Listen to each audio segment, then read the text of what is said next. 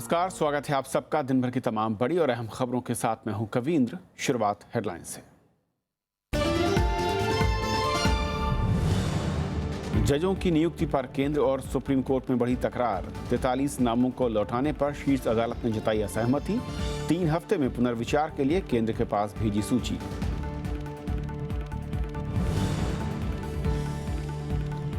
Supreme court ने कहा, नोटबंदी से हालात गंभीर, परेशान लोगों के लिए अदालत नहीं बंद कर सकती दरवाजे। निचली अदालतों में जारी रहेगी सुनवाई।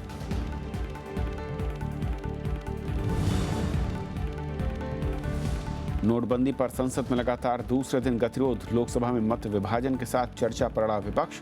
सरकार का बहस से भागने का आरोप।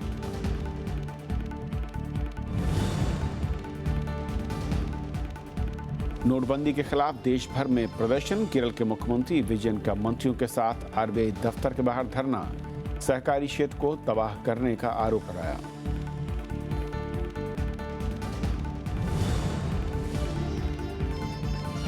नोटबंदी से शेयर और मुद्रा बाजार का खस्ता हाल। 31 पैसे टूटकर रुपया पहुंचा 68 के पार। सेंसेक्स 6 महीने के निचले स्तर पर।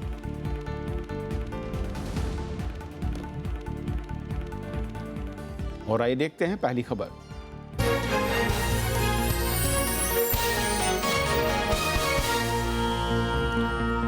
नोटबंदी पर राज्यसभा की कार्यवाही में शुक्रवार को भी लगातार गतिरोध बरकरार रहा। जहां सत्ता पक्ष ने नेता विपक्ष गुलाम नबी आजाद से माफी की मांग की, वहीं कांग्रेस ने प्रधानमंत्री नरेंद्र मोदी से।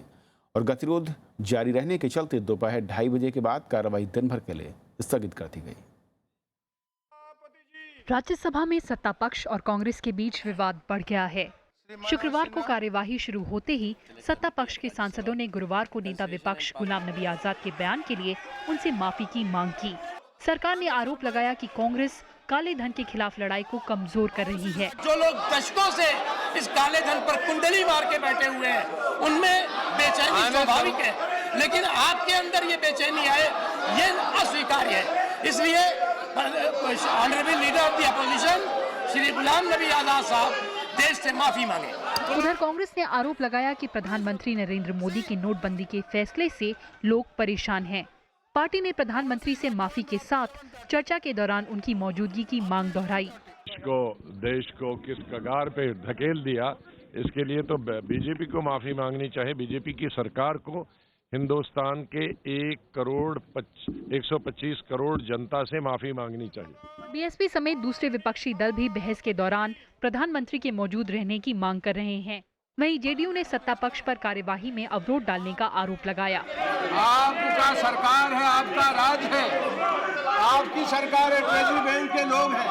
अनंत कुमार जी, इनको थोड़ा सुनने दीजिए, उनको रोकिए, उनको सदन में आना चाहिए और जो डिबेट चल रही है और जिन लोगों के अभी जिन्होंने अपनी बात नहीं रखी है तो उनकी बात को सुनना चाहिए और सुनने के बाद तो इनको सही डिसीजन लेना चाहिए। अवरोध के दौरान आसन ने कई बार सदस्यों से कार्यवाही में अवरोध नहीं डालने की अपील की। Congress members to go back to your seat because I allowed Anand Sharma. I would request the treasury benches to go back to your seat. You should cooperate with me. इसके बावजूद सदन में गतिरोध बना रहा और शून्यकाल और प्रश्नकाल की कार्यवाही सुचारू ढंग से नहीं चल सकी। भोजन अवकाश के बाद भी यही स्थिति बनी रही और कार्यवाही सोमवार सुबह 11 बजे तक के लिए स्थगित कर दी गई। विशाल दहिया के साथ कृति मिश्रा, राज्यसभा टीवी। नोटबंदी के मुद्दे पर लगातार दूसरे दिन लोकसभा नहीं चल पाई। कांग्रेस समेत कई विपक्षी दल चर्चा के बाद मत विभाजन की मांग पर अड़े रहे। सरकार ने इसे फिर से खारिज कर दिया। लोकसभा की कार्यवाही शुक्रवार को शुरू हुई तो कई विपक्षी नेताओं ने कार्यस्थगन प्रस्ताव के तहत नोटबंदी पर चर्चा की मांग की। सदन में कांग्रेस के नेता मल्लिकार्जुन खड़गे ने कहा कि इस फैसले से हर तबका तकलीफ में है। विपक्ष के अवरोध के बीच स्पीकर सुमित्रा महाजन ने प्रश्नकाल की कार्यवाही शुरू की, लेकिन गतिरोध के चलते कार्यवाही 12 बजे तक स्थगित करनी पड़ी। कार्यवाही दोबारा शुरू होने पर स्पीकर ने कार्यस्थगन प्रस्ताव नामंजूर करने की जानकारी दी। हालांकि विपक्ष चर्चा के बाद मत विभाजन की मांग पर अड़ा रहा। कन्विंस नहीं होते तब तक हमारी ड्यूटी है आपको कन्विंस कराना, और कन्विंस करके हमको रूल 56 के तहत ये चर्चा हम चाहते हैं, आप सम्मति दीजिए, पूरा हाउस ये चाहता है। संसदीय कार्य मंत्री अनंत कुमार ने कहा कि सरकार चर्चा के लिए तैयार है, लेकिन विपक्ष को काले धन पर चर्चा से नहीं भागना चाहिए। I am not understanding why they are obstructing. Let them please convert the debate in 193. We are ready to discuss. अवरोध की वजह से कार्रवाई सोमवार सुबह 11 बजे तक के लिए स्थगित करनी पड़ी। दरअसल विपक्ष चाहता है कि नियम 56 के तहत चर्चा हो, जिसमें बहस के बाद मत विभाजन का प्रावधान है, लेकिन सरकार नियम 193 के तहत चर्चा कराना चाहती है और इसमें वोटिंग का कोई प्रावधान नहीं है। रविंद्र सिंह शरण, राज्यसभा टीवी। उधर सुप्रीम कोर्ट ने कहा है कि नोटबंदी से देश में हालात गंभीर हैं और कोर्ट के मुताबिक परेशान लोगों के लिए अदालतें दरवाजा बंद नहीं कर सकती। इसके साथ ही सुप्रीम कोर्ट ने नोटबंदी के खिलाफ निचली अदालतों में सुनवाई पर रोक लगाने से इनकार कर दिया है। नोटबंदी के खिलाफ निचली अदालतों में सुनवाई जारी रहेगी। सुप्रीम कोर्ट ने केंद्र की मांग को खारिज करते हुए इस पर रोक से इनकार कर दिया है। हालांकि कोर्ट ने स्टे के लिए केंद्र को ट्रांसफर पिटीशन दायर करने का विकल्प दे दिया है। इससे पहले कोर्ट ने लोगों को हो रही परेशानियों को दूर करने के लिए उठाए गए कदमों की जानकारी मांगी थी। लोगों को हो रही परेशानियों पर कोलकाता हाई कोर्ट ने केंद्र को फटकार लगाई। कोर्ट का कहना है कि रोज लिए जा रहे नए फैसलों से जाहिर है कि सरकार ने पूरी तैयारी नहीं की थी। बैंकों में नोट बदलने पर स्याही के इस्तेमाल पर चुनाव आयोग ने भी वित्त मंत्रालय को चिट्ठी लिखी है। आयोग का कहना है कि 19 नवंबर को कुछ राज्यों में उपचुनाव होने हैं। ऐसे में इन निर्वाचन क्षेत्रों में मतदाताओं को समस्या हो सकती है। Bureau report, Rajya Sabha TV. और इस पर और बातचीत करने के लिए हमारे साथ वरिष्ठ पत्रकार गौतम लाहिरी जी हैं। गौतम साहब, स्वागत है आपका। लोकसभा और राज्यसभा दोनों में जिस तरीके से मैं कहूँ अब इस वक्त गतिरोध बना हुआ है, क्या उम्मीद दिखती है अगले सप्ताह की शुरुआत में? फिलहाल तो कोई उम्मीद नहीं देखता हूँ। जो गतिरोध बना है इसका समाधान तभी हो सकता है सत्ता पक्ष या विरोधी पक्ष, इसमें से कोई झुके तो अपना जो डिमांड है और डिमांड से वो पीछे हटेंगे तभी कोई संभावना है, कोई कॉम्प्रोमाइज़ हो सकता है। जैसे विरोधी दल वो चाहते हैं कि प्रधानमंत्री सभा में आए, आके उनका वक्तव्य रखे। जो वक्तव्य उन्होंने बाहर देश के सामने रखा था वही वो बता सकते हैं पार्लियामेंट के अंदर आके, क्योंकि प्रधानमंत्री इसके लिए ये नोटबंदी के बाद प्रधानमंत्री ने तीन सभाएं किया है, बाहर किया है, तो स्वाभाविक है मेंबर ऑफ पार्लियामेंट डिमांड कर ही सकता है।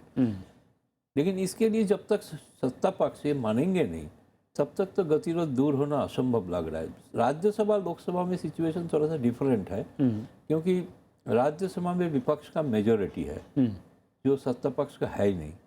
तो इसलिए वो शायद सत्ता पक्ष इसलिए वो डर रहा है कि अगर इसमें बाद में कोई प्रस्ताव ऐसे आए, जो हालांकि तृणमूल कांग्रेस ने डिमांड भी किया है कि इसके बाद वोटिंग होना चाहिए, तो ये सरकार पक्ष के लिए एक मुश्किल हो सकता है। दूसरी बात, लोकसभा में जो स्थिति है, पहले लोकसभा में वही चाहते हैं सरकार विरोधी दल की या एडजर्नमेंट का मोशन तहत हो, ताकि एक सेंसर मोशन माना जाए। भले ही सत्ता पक्ष का उसमें मेजोरिटी है, बहुत ही मेजोरिटी है, जब विपक्ष तो है ही नहीं आसपास कहीं, तो लोकसभा में तो सत्ता पक्ष मान सकते थे। शायद इसलिए नहीं मान रहा है कि उनका जो साथी है वो भी उनके साथ कितना है। वो डिबेट के दौरान, एडजर्नमेंट के मोशन दौरान अगर वोटिंग होता है तो उसमें शायद उनके लिए एक दिक्कत पैदा हो सकता है। लेकिन कोई भी दल कदम का विरोध करने वाले बहुत ही कुछ दल है, मैं कहूँ जैसे कि आम आदमी पार्टी है या फिर ममता बनर्जी का दल है, जो राष्ट्रीय पार्टियां हैं वो कमोबेश इस कदम का विरोध नहीं कर रही, तरीके को लेकर, उपायों को लेकर जरा विरोध है। विरोधी दल में अलग अलग दल का अलग अलग वक्तव्य है। जैसे किसी ने टीएमसी जो मांग कर रहा है वो बाकी दल नहीं बोल रहा है कि पूरा डिसीजन ही जो है पूरा वापस लो, ये नहीं बोल रहा है। वो बोल रहा है कि अगर ये आपका डिसीजन आप सही मानते हैं, देश के लिए अच्छा हो, कालाधन का खिलाफ हो, तो लोगों का तकलीफ कम हो, ऐसे कोई व्यवस्था कीजिए। ये बिना व्यवस्था करे हुए आपने जो डिसीजन लागू कर दिया, लोगों को परेशानी हो रहा है। ये परेशानी का जो छवि तो सब जगह पे साफ है। और देखिए आज देश का सर्वोच्च अदालत अगर ये बोल दिया है तो विरोधी पक्ष का और भी बल मिलेगा सोमवार से। मैं इसीलिए जानना चाह रहा था कि सोमवार से ज्यादा मसला गर्म होगा, सुप्रीम ज्यादा कोर्ट ताकत के साथ। चीफ जस्टिस अगर ये कमेंट करते हैं कि देश में राइट का स्थिति पैदा हो रहा है, इसी तरीके एक बयान, ये डेफिनेटली अपोजिशन का और ज़्यादा बल देंगे। तो इसलिए अपोजिशन भी चाहेंगे वो जो बाहर जनता का जो तकलीफ हो रहा है उसके साथ वो है, वो दिखाने के लिए ये पार्लियामेंट का अंदर ये विरोध। और क्या कि ऐसा मुद्दा है जिसमें कोई भी दल, क्योंकि जो कतार में खड़ा है वही वो वोटर भी है उनका, तो ऐसे में शायद कोई भी दल इस मौके को छोड़ना भी नहीं चाहता और उसके साथ खड़ा होना चाहता है और पहली पंक्ति में नजर आना चाहता है। ठीक बात, पहले क्योंकि अगला 2-3 महीना के अंदर ही चुनाव होने वाला है, बड़ा इम्पोर्टेंट चुनाव है, उत्तर प्रदेश का चुनाव है, पंजाब है, उत्तराखंड है, तो शायद इस चुनाव में इस मुद्दे एक बहुत बड़ा मुद्दा हो सकता है। सरकार पक्ष के तरफ से कहा जा रहा है कि ये जनता का भलाई के लिए है, देश के अच्छे के लिए है, देश के इकोनॉमी को बढ़ाने के लिए है, लेकिन विरोधी पक्ष तो उल्टा समझ रहे हैं, उल्टा सोच रहा है कि जनता का तकलीफ ही ज़्यादा हो रहा है, आम जीवन पे बहुत असर पड़ा है, जिसका रिफ्लेक्शन अब देखिए बाहर का इंटरनेशनल मीडिया में भी आ चुका है। शायद बहुत सारे इकोनॉमिस्ट के बीच में इसमें डिफरेंस ऑफ ओपिनियन है, जो एक बोल रहे हैं कि बहुत अच्छे कदम है, दूसरे ने बोल रहे हैं सही नहीं है। जैसे रघुराम राजन, कौशिक बसु का बयान आ चुका है, कुछ का इनके तरफ से जो सत्ता पक्ष के पक्षधर जो अर्थनीतिविद है, अर्थशास्त्री है, उन्होंने इसको समर्थन करके बयान दिया। तो देश में एक बहुत बड़ा बहस चल रहा है, इस बहस में कोई अपने आप को दूर नहीं रख सकते। बहस चल रहा है, वहीं पर जनता कतारों में खड़ी है, जनता कतारों में खड़ा है, इसलिए इस मुद्दे को अपोजिशन तो स्वाभाविक है, उनके लिए एक बहुत जबरदस्त मुद्दा है और उसको शायद छोड़ना नहीं चाहेंगे। देखना होगा कि सरकार इसे कैसे टैकल करती है, फिर चर्चा के लिए दोनों पक्ष कहां पर और किस पॉइंट पर अगर नेगोशिएट करके सामने खड़े होते हैं। बहुत बहुत शुक्रिया आपका। नोटबंदी के खिलाफ आज कांग्रेस, टीएमसी और वाम दलों ने प्रदर्शन किया। विपक्ष का आरोप है कि सरकार बिना किसी तैयारी के उसने ये फैसला लिया है, इससे लोगों को खासी दिक्कतें हो रही हैं और इसीलिए इसे वापस लिया जाए। केरल के मुख्यमंत्री पी विजयन ने कहा कि नोटबंदी से सहकारी क्षेत्र तबाह हो जाएगा। नोटबंदी के खिलाफ विपक्षी पार्टियों का प्रदर्शन तेज हो गया है। टीएमसी नेताओं ने संसद परिसर में गांधी प्रतिमा के सामने प्रदर्शन किया। तृणमूल कांग्रेस नोटबंदी के फैसले को तुरंत वापस लेने की मांग कर रही है। 72 आवर्स हम लोग इंतजार करेंगे, इसका बाद अनाउंसमेंट में नहीं चलेगा, एक्शन चाहिए। हम अभी जाने का पहले एक सुझाव देके जाती हूँ, आप जो डिमोनेटाइजेशन किया है, मेरे का साथ कोई ईगो का लड़ाई नहीं है, मैं खाली चाहती हूँ कि ये आम जनता को फैसला हो। दिल्ली में यूथ कांग्रेस और महिला कांग्रेस के कार्यकर्ताओं ने नोटबंदी के विरोध में प्रदर्शन किया। संसद का घेराव करने जा रहे प्रदर्शनकारियों को पुलिस ने रास्ते में रोक दिया।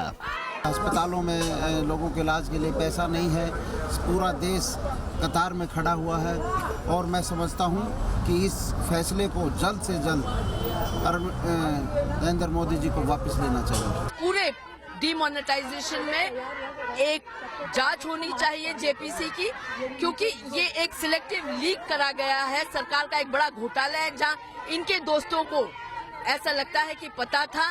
केरल के सांसदों ने इस मुद्दे पर वित्त मंत्री अरुण जेटली से मुलाकात की। उधर तिरुवनंतपुरम में केरल के मुख्यमंत्री पिनराई विजयन और मंत्रियों ने तिरुवनंतपुरम में मार्च निकालकर आरबीआई के ऑफिस के सामने धरना किया। उनका आरोप है कि नोटबंदी से राज्य में सहकारी क्षेत्र बर्बाद हो जाएगा और इसका खामियाजा किसानों और छोटे कारोबारियों को भुगतना पड़ेगा। We also have a cooperative system which is going to be very badly affected, so they are willing to come forward and they are joining in these protest actions to help the people. Whether it's losses to the state governments because of this move, that should be compensated by the center. Uttar Pradesh के मुख्यमंत्री अखिलेश यादव ने आरोप लगाया है कि बिना तैयारी के नोटबंदी से किसानों को काफी दिक्कत हो रही है। इधर बीजेपी ने कांग्रेस नेता गुलाम नबी आजाद के राज्यसभा में गुरुवार को दिए बयान के खिलाफ कांग्रेस मुख्यालय के सामने प्रदर्शन किया। हरिओम राय के साथ ब्यूरो रिपोर्ट, राज्यसभा टीवी। नोटबंदी का असर स्कूलों में मिड डे मील योजना पर भी पड़ रहा है। नकदी की कमी से शिक्षक बच्चों को भोजन देने की हालत में नहीं। उत्तर प्रदेश के फर्रुखाबाद में शिक्षकों को योजना के लिए लंबे वक्त से पैसा ही नहीं मिला। फर्रुखाबाद जिले के बाबरपुर गांव के इस स्कूल में शुक्रवार को बच्चों के लिए खाना नहीं बना। चूल्हा बंद है और रसोइये खाली बैठे हैं। अध्यापकों का कहना है कि उन्हें 7 महीने से मिड डे मील का पैसा नहीं मिला है। नोटबंदी के बाद ये मुश्किलें और बढ़ गई हैं। पैसे के ऊपर है, जब पैसा हो जाएगा तो बनेगा खाना। अभी हम पैसे ही मिल रहा है तो खाना कैसे? नोटबंदी के बाद नोटबंदी है समस्या। अब तक तो बंदी चला आ रहा था, लेकिन आया नहीं, मजबूरी में चल गया। ये कहानी फर्रुखाबाद के तकरीबन सभी प्राथमिक स्कूलों की है। शिक्षक संघ पहले ही आंदोलन की चेतावनी दे चुका है। संगठन के आह्वान पर हम लोगों ने एक धरना प्रदर्शन किया था 1 दिवसीय। तो उसमें ये निर्णय लिया गया था कि अगर हमारी कन्वर्ट कास्ट नहीं आती है, नहीं मिलती है, तो आगे हम लोग धरना प्रदर्शन के लिए बाध्य होंगे। अधिकारियों का कहना है कि नोटबंदी के बाद मजबूरन ये फैसला लेना पड़ा है। जिस तरह से नोटबंदी आई है तो अब ऐसे में तो पूरा का पूरा आप समझ रहे हैं कि पूरा का पूरा समाज ही उससे प्रभावित है। तो आज घर चलाना मुश्किल हो रहा है, तो फिर टीचर जहाँ विद्यालयों में 200 400 बच्चे हैं, कैसे चलाना संभव हो? स्कूलों में मिड डे मील बनवाने की जिम्मेदारी प्रधान अध्यापक की होती है। उन्हें सारा सामान जुटाना होता है। उन्हें अपनी जेब से नकद भुगतान करना होता है, जो बाद में कन्वर्जन कॉस्ट के रूप में उन्हें मिलता है। नोटबंदी के ऐलान होने के बाद आम लोगों के अलावा मिड डे मील योजना के सामने भी संकट खड़ा हो गया है। जल्द ही अगर इसके लिए भरपूर इंतजाम नहीं किए गए तो मिड डे मील बंद होने की कगार पर पहुंच जाएगी। कैमरामैन विजय सिंह के साथ नव विक्रम सिंह, राज्यसभा टीवी, बाबरपुर गांव, फर्रुखाबाद। सरकार ने पुराने नोटों की जगह नए नोट देने के लिए कई बार नए निर्देश जारी किए, लेकिन बैंकों तक ये निर्देश नहीं पहुंचने से भ्रम की स्थिति है और उससे स्थिति हर दिन विकट होती जा रही है। राजस्थान के फलौदी से राज्यसभा टीवी की एक खास रिपोर्ट। फलौदी में बैंक के सामने कतार में खड़े ये लोग पुराने नोटों की जगह नए नोट लेने आए हैं। कई लोग तो गांवों से आए हैं। कुछ ऐसे भी हैं जो दूसरी बार कतार में खड़े हैं क्योंकि पहली बार उनका नंबर ही नहीं आया था। 2-3 दिन हो गए, हमारा कोई चेंज नहीं हुआ है। आज हम आए हैं सुबह 6 बजे से और ये लाइन पहले से 4 बजे से लगी हुई है। आज देखते हैं, हो सकता है नंबर आ जाए। मैं 3-4 दिन से चक्कर काट रहा हूँ सर, और यहाँ पे आता हूँ लगभग 4 बजे लाइन लग जाती है और 4 बजे लाइन लगने के बाद मेरा नंबर आता है तो 3:15 बजे यहाँ पे बैंक क्लोज कर दिया जाता है। इन दिनों पुलिस का काम बैंकों के सामने शांति बनाए रखने का है। कभी कभी तो पुलिस वालों को फॉर्म भी बांटना पड़ता है। बैंकों में जितनी भीड़ है इनको लाइन लगा के नंबर वाइज अपना जाएं और पैसा जमा करें। पुलिस का काम तो काफी है पर ज्यादातर अब इसी में बिजी हैं। फॉर्म लेने के लिए भी जेब ज्यादा ढीली करनी पड़ती है। कभी कभी तो 5 या 10 रुपए तक देने पड़ते हैं। फोटोकॉपी के लिए अलग से पैसे लगते हैं। लोग शादी का कार्ड हाथ में लेकर खड़े हैं, लेकिन ये तय नहीं है कि नकदी मिल ही जाएगी। फॉर्म का 5 रुपया, फिर फोटोकॉपी कराने का 5 रुपया। हाँ, दोनों के 10 रुपये हो जाता है और बैंक से कुछ नहीं देते हैं और फिर भी नंबर नहीं आता। दूसरे दिन और चेंज करना पड़ता है और फॉर्म लेना पड़ता है और खर्चा हो जाता है। बैंकों ने आईडी की पहचान के लिए सॉफ्टवेयर अपडेट किया है। इससे बार बार आने वालों की पहचान होती है। फलौदी के state bank of Bikaner and Jaipur के मैनेजर का कहना है कि शादी के लिए 2.5 लाख रुपए देने वाला सर्कुलर अभी पहुंचा नहीं है, लेकिन नकदी की कमी नहीं है। भीड़ तो है लेकिन स्थिति एकदम नियंत्रण में है। इंक लगाना आपने शुरू कर दिया? जी सर, परसों से शुरू कर दिया था हमने। अच्छा जी। इंक कहाँ? वहाँ जो गार्ड है वो सबको जो लाइन में जो खड़े होते हैं ना, हाँ। उन सबके पहले इंक लगा देता है वो। फलौदी का हर नागरिक नकदी की कमी से जूझ रहा है। किसी को नहीं पता कि ये दिक्कत कब खत्म होगी। पहले यह दृश्य चुनाव के समय दिखते थे, लेकिन आज बैंकों के सामने यह दृश्य देख रहे हैं। चुनाव के समय तो 1-2 दिनों की तलखी होती थी, लेकिन यह सप्ताहों से चल रहा है और इसी तरह पता नहीं कब तक चलता रहेगा। सर्कुलर सरकार के आ रहे हैं, लेकिन देर से आ रहे हैं। उन पे अभी भी सारे उसूलों पे अमल नहीं हुआ है। प्रशासन का एकमात्र काम अब यहाँ बैंकों के सामने की कानून व्यवस्था को संभालना हो गया है। विकास के सारे कार्यक्रम ठप हैं। राज्यसभा टेलीविजन के लिए कैमरा पर्सन ओम प्रकाश के साथ राजस्थान के फलौदी से अखिलेश सुमन। नोटबंदी का असर रुपए की कीमत और शेयर बाजार पर भी दिखाई दे रहा है। डॉलर के मुकाबले रुपए की कीमत करीब 9 महीने के निचले स्तर पर पहुंच गई। आज रुपए का 30 पैसे टूटकर 68 रुपये 13 पैसे पर बंद हुआ। हालांकि दिन के कारोबार में डॉलर की मजबूती से रुपये में 36 पैसे की गिरावट दर्ज की गई। बिकवाली और डॉलर इंडेक्स में मजबूती से रुपए पर आगे भी दबाव बरकरार रहने की आशंका है। शेयर बाजार में कारोबारी सप्ताह के आखिरी दिन गिरावट का रुख रहा। सेंसेक्स 26,150 पर बंद हुआ। ये 6 महीने का निचला स्तर है और वहीं निफ्टी करीब 6 अंक टूटकर 8,074 पर।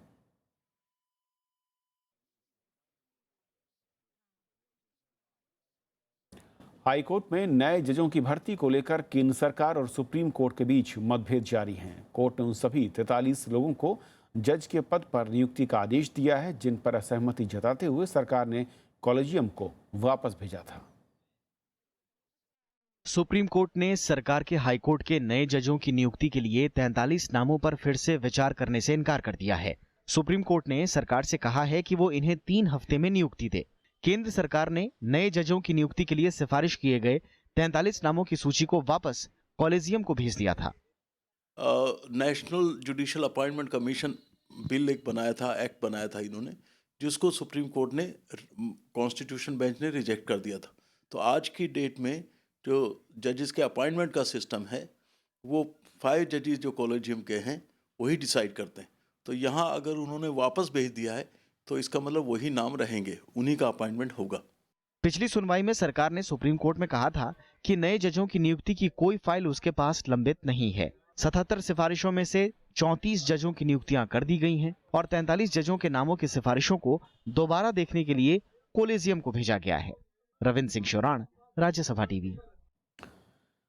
प्रधानमंत्री नरेंद्र मोदी ने कहा है कि समय के साथ रेलवे को भी बदलने की जरूरत है। उन्होंने कहा कि रेलवे में गति और प्रगति के साथ इसकी क्षमता बढ़ाने पर ध्यान दिया जा रहा है। वो हरियाणा के सूरजकुंड में रेल विकास शिविर को वीडियो कॉन्फ्रेंसिंग के जरिए संबोधित कर रहे थे। प्रधानमंत्री ने रेलवे को वित्तीय रूप से मजबूत बनाने पर जोर दिया। उन्होंने कहा कि एनडीए सरकार रेलवे को राजनीतिक फायदे के लिए इस्तेमाल नहीं कर रही। मैंने उस पॉलिटिकल मोह से अपने आप को मुक्त रखा है और बड़ी हिम्मत करके इस प्रकार की लोक लुभावनी बातें करने के बजाय मैंने व्यवस्था को स्ट्रीमलाइन करने का साहस किया है। मैंने राजनीतिक नुकसान भुगतने की हिम्मत की है। जलवायु परिवर्तन की चुनौतियों से निपटने के लिए करीब 200 देशों ने राजनीतिक प्रतिबद्धता जाहिर की। मैराकेश सम्मेलन में इन देशों ने तत्काल कदम उठाने की जरूरत पर जोर दिया। साथ ही विकासशील देशों को धन और तकनीक से मदद का भरोसा भी दिया। करीब 200 देशों ने जलवायु परिवर्तन की चुनौतियों से निपटने के लिए राजनीतिक प्रतिबद्धता जाहिर की है। मोरक्को के माराकेश शहर में कॉन्फ्रेंस ऑफ पार्टीज के पूर्ण सत्र में घोषणा पत्र पर सभी पक्षों ने सहमति जताई। इसमें 196 देश और यूरोपीय यूनियन समूह शामिल हैं। इसमें कहा गया कि ग्लोबल वार्मिंग से निपटने पर तत्काल कार्रवाई करना सबकी जिम्मेदारी है। We call for urgently raising ambition and strengthening cooperation amongst ourselves to close the gap between current emissions trajectories and the pathway needed to meet the long-term temperature goals of the Paris Agreement. सम्मेलन में सभी देशों ने माना कि धरती बहुत तेजी से गर्म हो रही है, जिससे हालात चिंताजनक बने हुए हैं।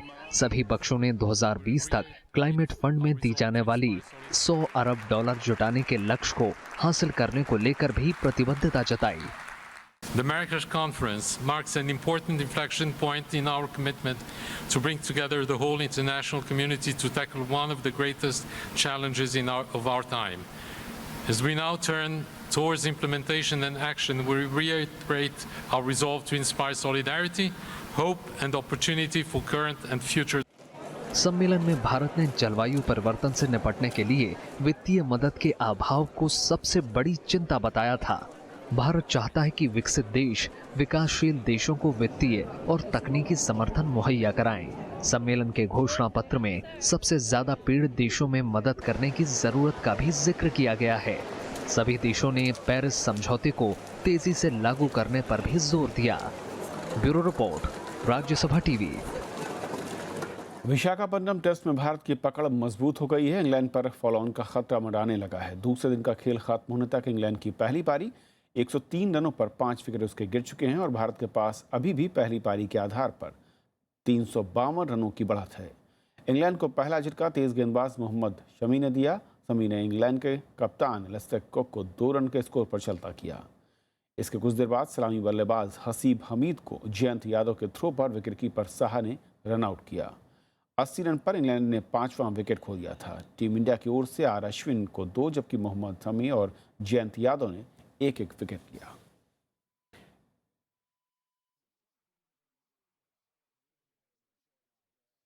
इससे पहले टीम इंडिया ने कल के स्कोर 4 विकेट पर 317 रन से आगे खेलना शुरू किया और भारत की पहली पारी 455 रनों पर सिमट गई। कोहली तीसरे दोहरे शतक से चूक गए, वो 167 रन बनाकर आउट हुए। अश्विन ने 58 रनों का योगदान दिया। तो खबरों के आज के सफर में इतना ही। नमस्कार।